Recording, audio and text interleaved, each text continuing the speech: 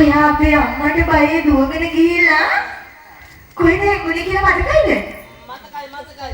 අර බෝලෙත් අරගෙන බෝලේ ගත්ත දවසේ මම නැත්තම් අර මම ඔයාට කියපු කවියවලගේ අම්මට හිටි දවස්. ඒතර මේ හැම දෙයක්ම මට මතකයි. අර බෝල ගත්ත දවසේ අර බෝලෙ ඉඳි වෙන්නේ වර මතකද? මම ලස්සන කවි පද දෙකක් කියද්දි ඔයා ඉතුරු කවි පද දෙක කිව්වා. ඔයා දෙකක් කිව්වා මම දෙකක්. ඔව් මතකයිද? ටිකක් වාගේ මතකයි. එහෙනම් මම කියන ඔයා මතකයිද කියන්න ඕනේ. සෙල්ලම් කරන මගේ බෝලේ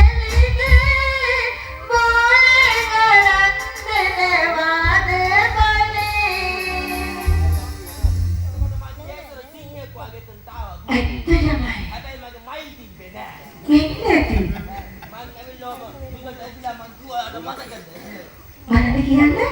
බෝලේ ගන්න බෑ බඹුරලිනේ. දෙන්නා ගමු බෝලලි. හරියට පාරේ. ඔයාට මතකයි ඔද ගෙඩියා? මතකයි. ඒක නෙවෙයි. මම ඉතින් ඔයාට කියමු කවි අම්මට හිටි දවසේ කියලා. අනේ ඇතරේ කවි කියන්නකෝ. ඇත්තටම මේ උඟ දවසකින් යාවේ මගේ ලස්සන වර්ණනා කරලා මට ආදරේ හිතෙන්න.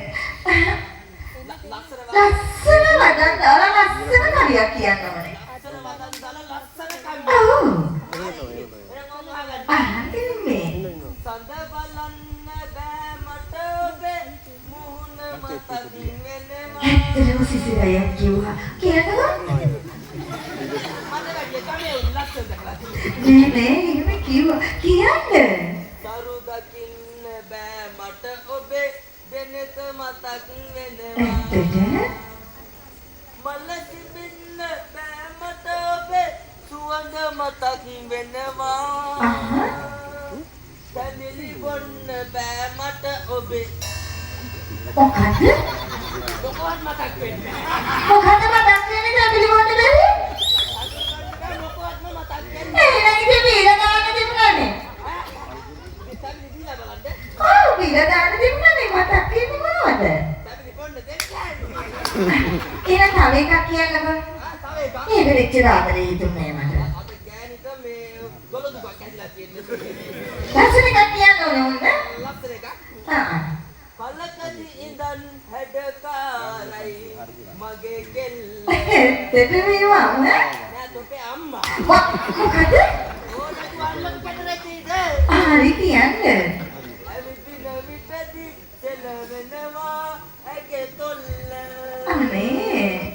පපරාදුවට ගන්නේ මේ සන්හැඳ.